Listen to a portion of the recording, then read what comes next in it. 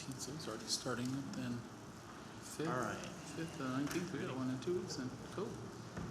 Eric, are you ready? I'm sorry? Yes, sir.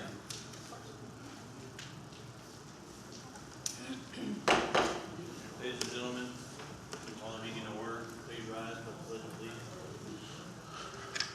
I pledge allegiance to the flag of the United States of America, to the republic for which stands one nation under God, indivisible, with liberty and justice for all.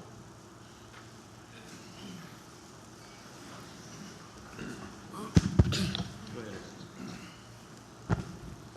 If we can do roll call? Huh? Roll Oh, call? yes, roll call. Ron Mills, Derek Benavides. Vanessa Castillo. we have a quorum. Please begin, Eric. Notice of a public meeting of the Planning and Zoning Commission of the City of Brownsville pursuant to Chapter 551, Title 5, the Texas Government Code, the Texas Open Meeting Act. Notice is hereby given that the Planning and Zoning Commission of the City of Brownsville, Texas, has scheduled a regular meeting on Thursday, March 5th, 2020, at 5:30 p.m. in the Commission Chambers on the second floor of the Brownsville City Hall, Old Federal Building, located at 1001 East Elizabeth Street, Brownsville, Cameron County, Texas, 78520. Regular meeting at 5:30. One, updates of the comments. Well, I have no, the only comments or updates would be what I just mentioned to you.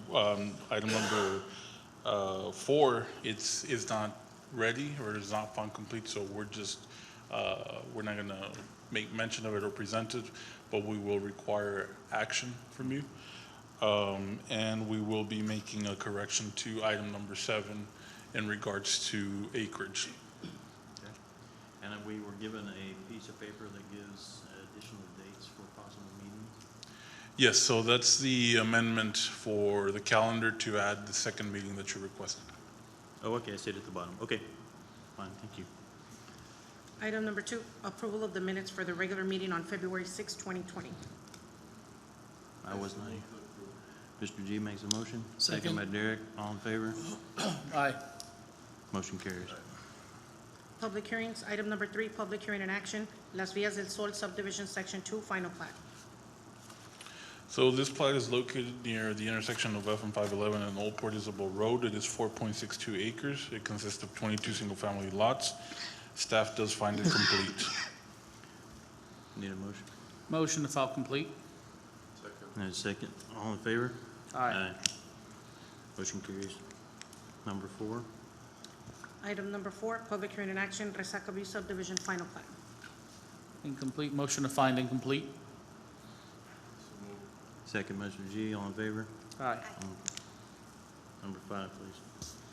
Item number 5, public hearing and action on ordinance number 235-2019-064-S-MA to grant a major amendment allowing a restaurant, a medium retail use in dwelling A for lots 40 and 41, La Villita Unit Number 4 Subdivision, Cameron County, Texas, located at 313 Manzano Street, Brownsville, Texas, 78521. So this case was actually presented back in December.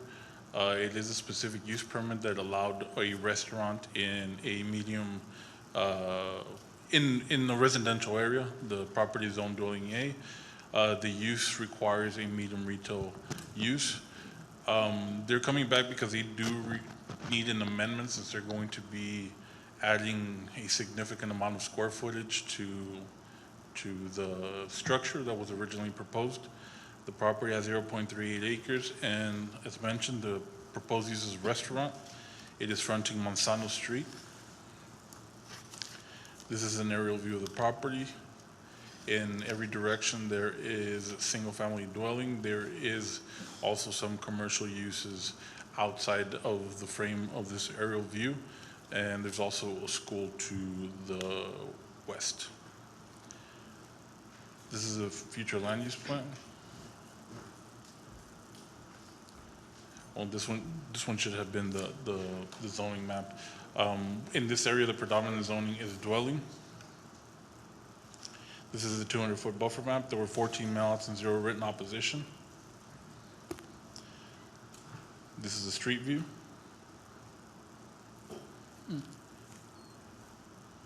This is a proposed site plan with the addition to the structure.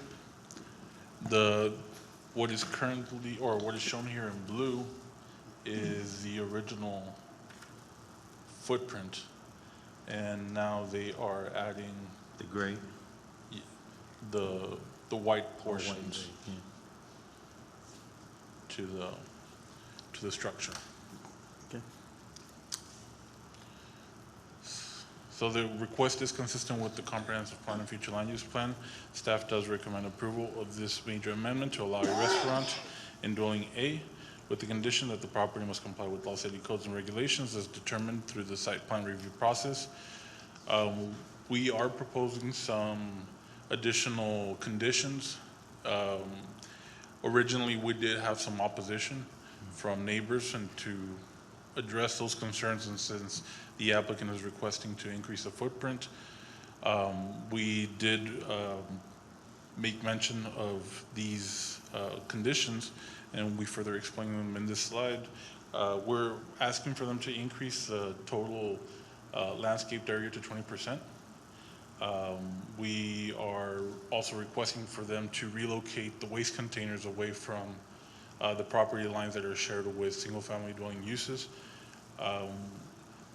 Also, we are asking for them to have a solid privacy wall with masonry columns and fiber cement lap siding with a minimum height of 7 feet on the western, eastern, and southern property lines, which are the ones that are abutting single-family homes.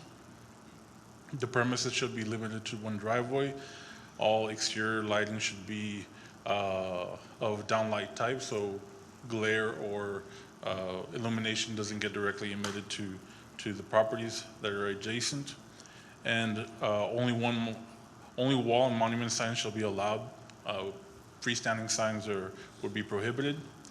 And since they do have an outdoor covered area, we are prohibiting them from playing loud music or anything that emits loud sounds for the comfort of the adjacent properties.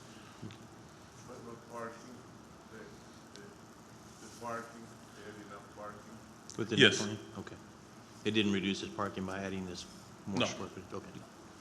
All right. Ladies and gentlemen, this is a public hearing. Anybody have any questions or comments on this particular project? I so move to close the public hearing. Second. I have a motion and a second to close public hearing. All in favor? Aye. I so move to approve. They're already zoned for Yeah. this? We gave them permission in December to do it, but they changed Right. the floor plan. Gotcha. Yeah. Okay. You make a motion, Mr. G? Yes. Second. Second by Derek. All in favor? Aye. All opposed? Motion carries. Item number 6, public hearing and action on ordinance number 235-2020-005 to rezone from dwelling A to dwelling G for Lot 1, Block 1, Villa del Rey Subdivision, Section 2, Cameron County, Texas, located at 673 Rey Salomon Street, Brownsville, Texas, 78521. So the applicant is just requesting to rezone the property or change the area district from A to G for the purpose of building a carport. Huh. This property has 0.14 acres and is fronting Rey Salomon Street. This is the aerial view of the property. Is this setback issue apparently? What's that? Is this another one of the setback issues? There's not enough setback with the carport? Yes, it's to allow the carport. There is single family in every direction. There is some undeveloped land as well within the area. The predominant zoning is dwelling. This is a 200-foot buffer map. There were 38 mailouts and 0 written opposition. This is a street view. We would also like to point out that there are about 12 other properties that have carports in this neighborhood. Most of them are in legally non-conforming status. So they didn't go through a zoning change, they were just built. Right. And an example is, for instance, They- this next door. property right here, Yeah. and this one. And there's more outside of the Yeah. view. The request is consistent with the comprehensive plan and future land use plan. Staff recommends approval to rezone from dwelling A to dwelling G. Ladies and gentlemen, excuse me, this is a public hearing. Anybody have any questions on this property? Motion to close public comment? I have a motion from Derek, a second from Mr. G. All in favor? Aye. Action. Motion to approve? I have a motion from Derek, and second from Mr. G. All in favor? Aye. Motion carries. Go ahead. Item number 7, public hearing and action on ordinance number 235-2020-902 to rezone from dwelling A, dwelling G, dwelling Z, dwelling general retail G, light industrial J, to general retail G for an approximate 60.85 acres comprised of all of Reserve Area B, Villa del Norte subdivision, all of Blocks 7 to 11, Harrington Place subdivision, 1.41 acres out of Blocks 1 to 4, Harrington Place subdivision, a 1 acre tract out of Share 12 Espiritu Santo grant, and a 4.5 acre tract out of 19.5 acres out of Block 1 and 2, RA Lake subdivision located near Stillman Road, Brownsville, Texas 78526. And as mentioned, we are making a change to the acreage. That's the reason why it was reduced from 62.1 acres to 60.85. So we will add to the description, save and accept 1.257 acres as recorded in volume 7537, page 77. Go ahead with your presentation. All right, so this is a city-initiated case. This property has multiple zonings. We are requesting it to change to general retail G. The property, as mentioned, it has 60.85 acres. The proposed use is for retail. For a retail mixed-use development, it is located near Stillman Road. This is the aerial view of the property. There is a single-family dwelling within the vicinity, also undeveloped land. There's a flea market to the west. This is a zoning map. There is, what predominates is dwelling zoning. There is also general retail, light commercial, light industrial, and apartment to the southeast. This is a 200-foot buffer map. There were 21 mailouts and 0 written opposition. This is a street view of the property. And this is just so you can have an idea as to what type of development is being proposed. And this is a site analysis of what's within a 3-mile radius.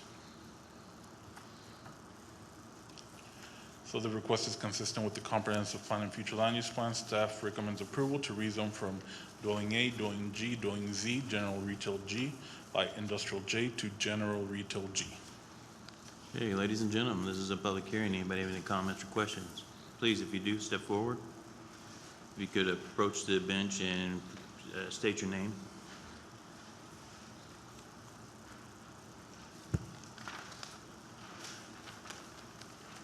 Good afternoon. Valerie Stillman Tidwell, and I have approximately the 50 acres that surround the Cardenas properties. I have no problem with them or anyone rezoning. I do wish to ask, that's why I'm here today, that we correct this one area Yes. of the 1 acre site.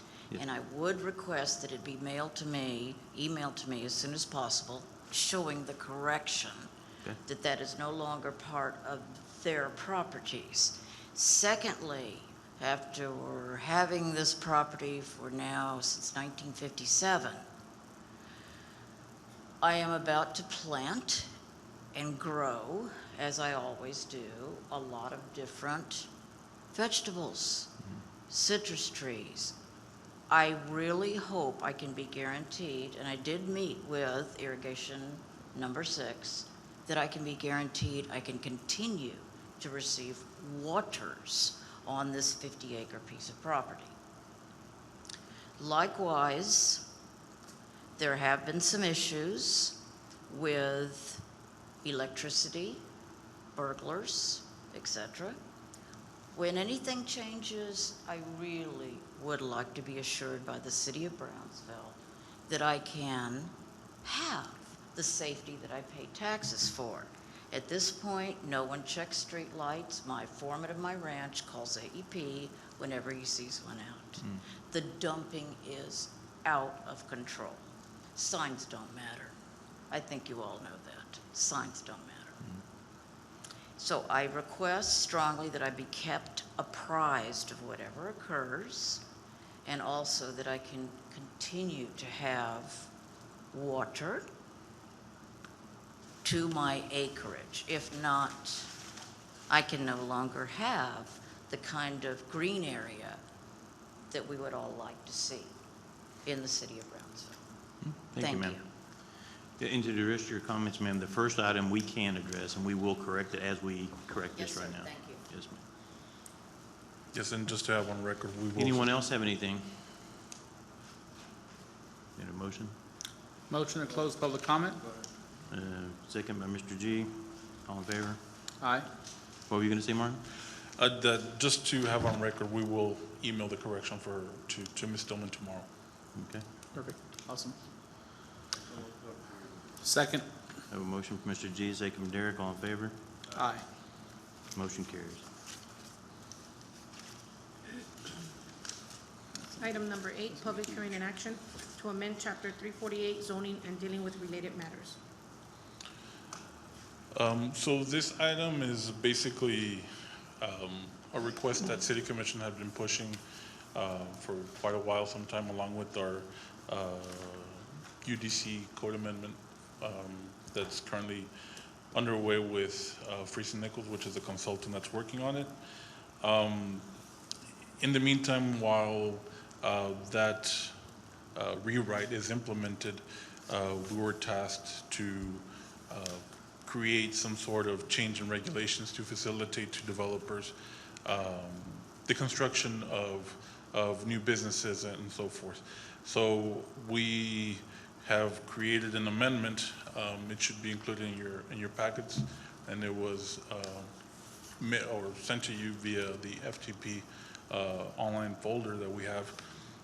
So basically, it's amending the zoning ordinance, and it basically exempts the apartment use district and all the commercial use districts, all the way from 1C to 6C. It exempts them from all area requirements. So instead of having, or what we currently have is setbacks, which restricts distance from property lines, height, intensity for multifamily uses. Now, what we will use in order to put caps on these developments will be based on landscaping, on parking, and other regulations that the code requires. So, as mentioned, the apartment use district will now be open to have as many units, for example, that are allowed based on landscaping or apartment use. Also, we are consolidating the use districts that go from 1C through 4C into one single commercial zone, and all the uses that were allowed within those categories will now be incorporated into one. So, and just as an example, apartments were not allowed in commercial. They would have to rezone. Now they will be allowed, and they won't have to go through the burden or the delay of having to go through the rezoning process and wait for the 45, 60 days that the process takes.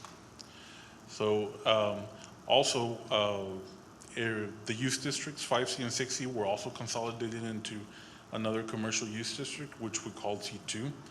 And that district is more for heavier commercial uses, such as, for example, car lots, storage facilities that are more oriented towards or almost on borderline industrial. So this is the table depicting the way our zoning is set up right now. So we have apartment, we have 1C all the way through 9C, and the permitted uses and the prohibited uses that are within each use district. Now, this table shows what or how it has been consolidated. So as you can see up at the top, right, all of these uses were now incorporated into, I'm sorry, disregard these. The first 4 uses were incorporated into one. So it's now the C1 commercial district, and all the uses that used to be within the 1C through 4C are now allowed within that category. As of this moment, the industrial uses have been left untouched. Reason being that in downtown or near Palm Boulevard, there's still a lot of properties that have the industrial zoning, but the use is residential. So we don't want to, for protection of the residents, we don't want to allow noxious or uses that will cause them some sort of burden or go ahead. My only question I have is, on the apartment side, a lot of our dwelling categories have apartment authorizations. In fact, I think they all do, or if not all of them, a good percentage of them do. What is that going to be impacted with this? How is that going to be impacted with this? Because you're saying apartments get all these exemptions now, or they can all be grouped under the apartment category, which just makes sense. It makes total sense. But is that also going to impact dwellings now being allowed to have other things in those categories? No, as of this moment, dwelling is not being touched as for the exemption of area districts. Okay. They will continue having the normal setbacks, the 25-foot setbacks in the front, the 3.5 on the sides, and which is the most common setbacks that are within the city. We only focused on the commercial uses because of the pushing from city commission to facilitate. No, this makes total sense to me. I was just wanting to make sure it's not just getting so far reaching that when you put the word apartment in, it's not going to reach out and grab dwelling A, dwelling. The reason why we include apartments is because since it is a residential type use, but in the end, we consider it as a commercial. It is a commercial development, Yes. yes. Certainly. Okay. I was just going to add that we're going to deal with dwelling as part of the total rewrite of the code. I think it's a little risky for us to start mixing that up. Absolutely, that's why, sure. And we don't want to change any of the characteristics of Sure. the existing neighborhoods. So we're going to wait until we go through the complete code rewrite. This is just a Okay. consolidation of districts on the commercial side, where we have 6 different commercial districts. We're now narrowing it down to just 2 commercial districts. Okay. So if you've got one that's 1C right now, if you got 1C right now, which is just general office space,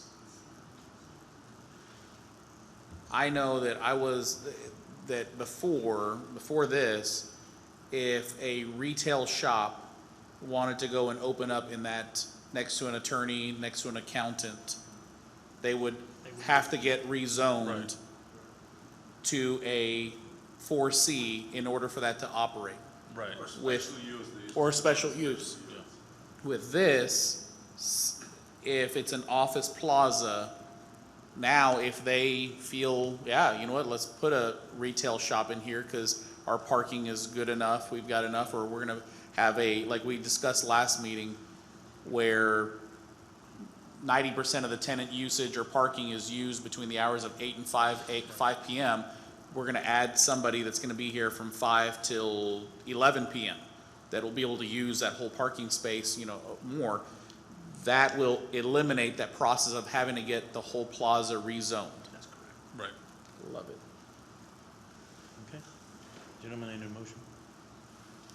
I'm we assuming need you're to looking for us to. Close public, is this public comment? It's not, well, this is a public hearing. Yes, Anybody you have any can- comments? It is a public- Ladies and gentlemen? I have too many questions to make a motion to approve it, to be honest with you. Okay. Because there's coming scenes like where you claim that like the seas in the old town, where it used to be, some of them used to residential and then industrial, and then, so what happened in those cases? Now, I have on Central Boulevard, and I think it's industrial C or C7, where you can put anything over there. Okay, you're gonna change it to what? Well, as mentioned, we are leaving those untouched right now. So, Well, that's why I'm confused. so we're just changing the categories, first commercial all the way through sixth commercial. Seventh commercial is gonna remain exactly the same. What you were able to put on that property right now will continue being like that until, well, forever, because the code rewrite will maintain or will not prohibit you from not being able to put the uses that you would have been allowed at this moment. So it's 7C today, it's gonna be 7C tomorrow. We're not touching the 7 and 8Cs at all yet. We'll deal with that as part of the code rewrite as well. This was just commercial districts. Go ahead. If I could just make a quick comment. Right now, our zoning, what we're trying to do is that it's cumulative. So what you can do in 7C, you could do in 5C and 6C. So the same goes for this right now. What you can do in C2 district, what we're proposing is allowed in C1 and so on. So come 7C, 8C, you're gonna be able to do what is in 1C and 2C. Or sorry, C1 and Let's C2. say, if I have a 7C there. You can do what's allowed in C1 district and C2 district. If I wanna go down to apartments or to commercial, or can I go down? Right. Correct. So The only thing you can't do is 8C and 9C. No, not the ball. Right. But now, Correct. didn't we have to do a down zoning? Right. We always did before. And We that- did, right? Right, and now since everything below is allowed, you don't have to go through that process. So his 7C property, if Could he be wanted to put an used for apartment, C1. yeah, he wanted to put a regular commercial plaza in there, He could do that. he could do that without having to go through the rezoning process. Correct. So, Nice. okay. Anybody All right. else? Any more questions? Comments? Motion to close public? Second. Have a motion and a second to close public, all in favor? Aye. Motion Action. to approve? A second. A motion and a second to approve, all in favor? Aye. You two on the ends are very quiet today, Mr. Robel. I would like to point out that this is exactly what We've been asking for. we've for been 5 asking years. for, yes, for 5 years. Me and Mr. Mills have been here probably the longest. We've been asking for it. I love the forward progress. This is gonna make things so much easier for businesses to operate in the city, to invite businesses from outside of our area to do business. Man, I think it's gonna lighten the load as well as of staff as well. So, man, kudos to the team. I know you guys did a bunch of work on this. So congratulations. Thank you. Thank you. Item number 9, public hearing and action to amend the Planning and Zoning Commission's official calendar for October 2019 through September 2020 for the proposal of incorporating a second meeting to the currently established monthly schedule. So we're basically adding in a potential for a second meeting if necessary. Right, if there's subdivisions, if someone calls in saying we need more time because we didn't get our subdivision signed by PUB, then they have the option of having that second monthly meeting, so they won't have to wait the whole 30 days. So the one that was, item number 4, I think it was, that was not found complete, they have requested already to, if approved, be scheduled for the March 19th meeting. But they got they got application deadlines that they gotta hit. They already did, right? All Yes, they they did was- already So- did. Okay, So okay. March 19th tentatively would be another meeting that we would do just to resolve that one issue, correct? But like March 19th, Not if it'll be complete, but it's even not complete. Yeah, that's correct. It's- yeah, So- like Yeah. March so- 19th though, if we're gonna have a meeting March 19th though, it's showing there that it's February 7th is lumped in with the same date of application deadline. So they had to have already missed that one. No, for that first month, it's not gonna, or for this first month or first meeting, it's not gonna match up because it's barely the first time that we're going into the cycle. Okay. But they're all like that.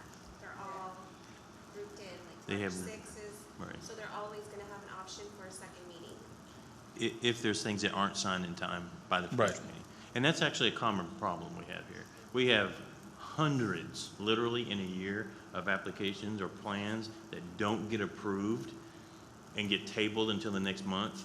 And the problem with that, not only is it an inconvenience to us and to the staff, but it also pushes a timeline back, and they actually have to pay another $400 or $500 to make it to the next month. So that's just adding Well, extra fees on top of it. Even on top of that, also, we've seen it where they've been pushed up against deadlines for closing on loans or deals that have possibly fallen through because they can't get it closed in time, and so, yeah, I agree. Now, but I'm just to be clear, going back on that though, how soon in advance would we know? Just because I put the date of these P and Z meetings in my calendar from the very beginning of the year, and so if, like as it is right now, March 19th, well, let's just say April 16th, the following month, we're not guaranteed that we're gonna have that meeting yet. Right. So how soon So would we we would know the day after P and Z, or even the day of P and Z, we'll know. Like today, item number 4, they called us because they weren't gonna be able to make it to this meeting. We will let you know, hey, you know what, they told us if we can put it on the following meeting, and that way, we can let you know the very same day. But will they be like a week in advance that we would at least You'll know? know that day. Or that we'll know the It would day be of? 2 weeks, 2 weeks, perfect. Yep. 2 weeks. Awesome. All right, I need a motion, ladies and gentlemen. Motion to approve the calendar? A motion and a second from Mr. G, all in favor? Aye. Motion carries. Hope we don't have to do a lot of those, but hey, we'll make ourselves available, so. I'll make a motion to adjourn. I second that. We have a motion to adjourn and a second, all in favor? Aye. We are adjourned, ladies and gentlemen.